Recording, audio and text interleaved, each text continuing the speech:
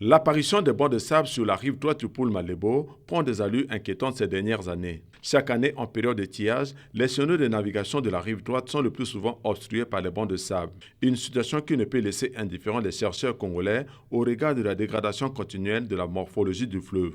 Jean-Bienvenu Dinga est chef de service hydrologique national à l'IRSEN, Institut de recherche en sciences exactes et naturelles, un service dont la mission principale est la surveillance qualitative et quantitative des ressources en eau des cours d'eau du Congo. Le phénomène des bancs de sable n'est guère nouveau pour lui. Seulement, le niveau actuel l'interpelle. Prenons l'étiage, on constate qu'il y a plus de bancs de sable. Donc en matière de volume de sable dans le chenal, qui suscite un peu que nous puissions regarder de près cette situation. Aujourd'hui, grâce aux nombreuses études réalisées par son service et confirmées par les experts internationaux, les causes de l'ensablement de la rive droite sont alors élucidées. Quand on fait une étude globale, on se rend compte que le 1/7 seulement du volume du cours d'eau qui vient de l'amont passe du côté du Congo-Brazzaville, donc la rive droite, et les 6/7 passent carrément du côté de la RDC.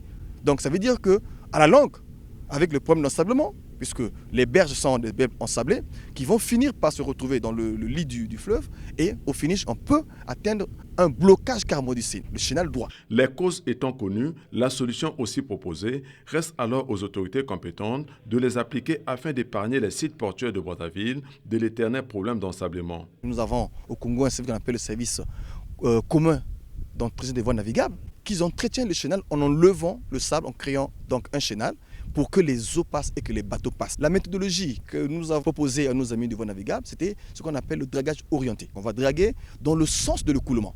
Comme ça, le fleuve, comme c'est un grand moteur, il va faire le reste du travail. Le phénomène des bancs de sable sur le fleuve Congo en général mérite une attention particulière des États membres du bassin du Congo, car le phénomène affecte non seulement la navigation dans le port de Brazzaville, mais également toute l'épine dorsale du bassin du Congo.